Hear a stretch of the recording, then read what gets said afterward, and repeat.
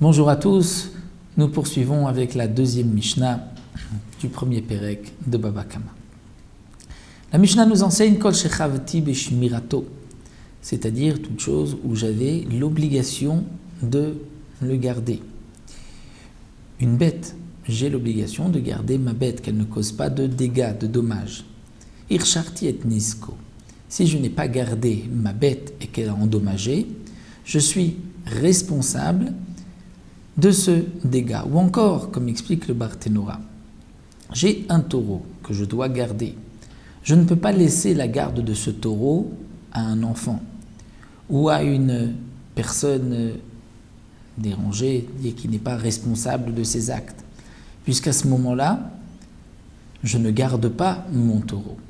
Si j'ai laissé mon taureau ou mon chien, j'ai un chien méchant, que je laisse à un enfant, je laisse la garde de ce chien à un enfant et qu'ensuite le chien a endommagé, je suis évidemment responsable du dégât de ce chien, de cette bête, de ce taureau, comme si c'était moi qui avais donc permis ce dégât, ce dommage. La Mishnah poursuit aussi, nous dit Ircharti bemiktsat nizko, même si je n'ai causé qu'une partie du dégât. Et là, la Gemara nous explique, le Talmud Barthénora le rapporte, les Chachamim, nos sages, ont évalué que lorsque un homme creuse un trou dans le domaine public, si une autre bête tombe dans ce trou, la bête pourra mourir si le trou est profond de 10 tfachim, de 10 palmes, environ 1 mètre. Moins que 1 mètre, la bête ne va pas mourir. Elle peut être endommagée, mais elle ne va pas mourir. Quelle sera la loi dans le cas où une première personne a creusé un trou de 8 tfachim, de 80 cm, et une autre personne, un second, vient rajouter 2 tfachim, et c'est maintenant un trou profond de 10 tfachim. Attention, même sur la plage, il faut faire attention de ne pas creuser des trous, puisque c'est aussi un bord, un puits qui pourrait causer un dommage. Donc le premier a creusé 8 ou 9 tfachim, 80-90 cm, et le deuxième a creusé un téphar en plus, ou 2. Et il est arrivé au chiffre de 10. Un taureau est tombé et il est mort, ou un âne, ou un cheval, ou une bête, même un chat, et il est mort, le dernier est responsable, puisque c'est à cause du dernier que cette bête a pu mourir.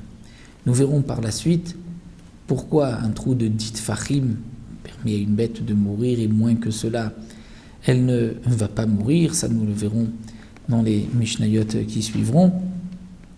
Mais là, la Mishnah et le Tana, c'est-à-dire celui qui a rédigé la Mishnah, Rabbi Yehuda Hanassi, nous dit que si j'ai donc occasionné la moitié du dégât, je suis responsable, Rafti Betashloum, de le rembourser, Kircher Kol Nisko, comme si c'était moi qui avais permis le dégât tout entier, puisque si cette bête est morte, c'est bien à cause de moi, ou du deuxième donc, qui a rajouté encore 1 ou 2 tfachim, c'est-à-dire 10 ou 20 cm, et qui a permis à ce trou d'arriver au chiffre de 10, qui pourra donc tuer la bête qui tombera.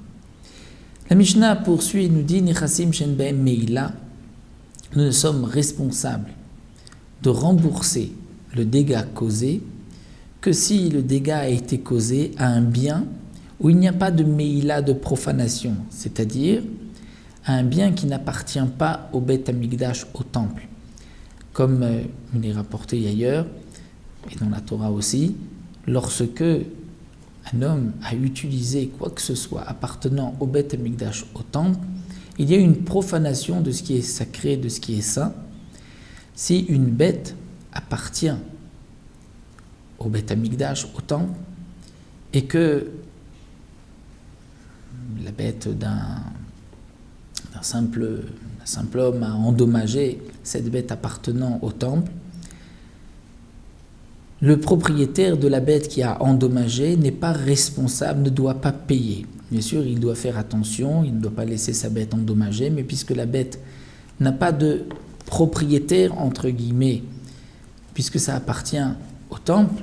C'est vrai qu'il y a une profanation si on en profite, c'est vrai que ça appartient, si on veut dire, à Dieu, mais la Torah nous a été donnée entre hommes, c'est-à-dire Shor Re'u, la Torah dit, tu as endommagé le taureau de ton prochain. Le Hekdesh, le temple, ce n'est pas ton prochain, donc tu ne devras pas rembourser le dégât. Tu dois faire attention de ne pas causer un dégât, mais si tu as occasionné ce dégât, tu n'es pas obligé de rembourser. De même, Nechassim Shel Bnei Brit. Ce cas s'appliquera si c'est le bien d'un non-juif, c'est-à-dire que c'est seulement chez le Bnei Brit, Shoreu de ton prochain, que tu dois le dédommager. Si c'est d'un non-juif, nous ne sommes pas obligés ici de le dédommager. Pour quelle raison? C'est vrai que ceci paraît étonnant. Quelle est la différence? On a causé un dégât, on devrait le rembourser. Nous verrons par la suite, c'est plus loin dans le 4e Pérec, la 3e Mishnah, que nous expliquerons la raison. Il y a plusieurs raisons qui ont été données. Une des raisons qui est marquée dans les annotations sur le Talmud, c'est qu'à l'époque, les non-juifs n'avaient pas l'habitude de rembourser un dégât causé par leur bête. Donc de même, vis-à-vis d'eux, si notre bête a endommagé, on ne devait pas les dédommager, comme eux avaient l'habitude de régler leurs dommages. On agira de même. Nous verrons aussi qu'il y avait même une amende, mais ceci sera développé par la suite. Encore la Mishnah dit Nechassim Amiyuchadim. On ne doit dédommager que si on a endommagé un bien Miyuchadim, c'est-à-dire qui a un propriétaire, et non pas un bien qui est Efker, qui n'appartient à personne, qui a été abandonné. Ou Bechol Makom, et dans tout endroit. Là où ma bête a causé un dommage, là où mon bien a causé un dommage, je dois rembourser le dégât. Ce n'est pas le cas d'un homme qui a endommagé avec une voiture, puisque c'est vrai que c'est son bien, sa voiture qui a endommagé, mais c'est lui qui conduit la voiture, c'est comme si lui a endommagé, la voiture c'est comme sa main, comme son bras, comme son pied.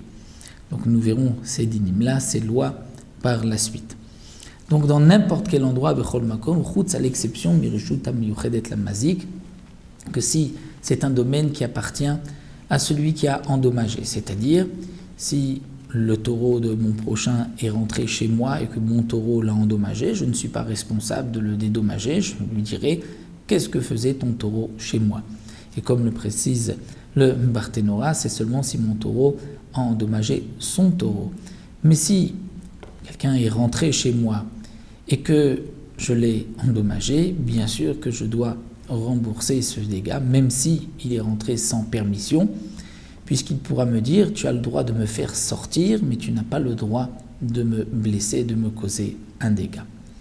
Ou encore nous verrons « Reshut Anizak ve'am Mazik », c'est-à-dire lorsque c'est un domaine qui appartenait aux deux, et que le taureau d'un a encorné le taureau de l'autre, ou a abîmé donc les biens de l'autre, il devra le dédommager, ou Kshéizik, et lorsqu'il endommage, Ravam Mazik, donc le propriétaire de celui qui a endommagé de la bête, ou celui qui a causé le dommage, se devra, les Shalem, de rembourser Tashlominez avec le remboursement du dégât, Bemeta Varetz, du meilleur de sa terre, comme nous l'avons vu, c'est-à-dire que s'il veut payer avec un terrain, il donnera la meilleure qualité de terrain qu'il a chez lui.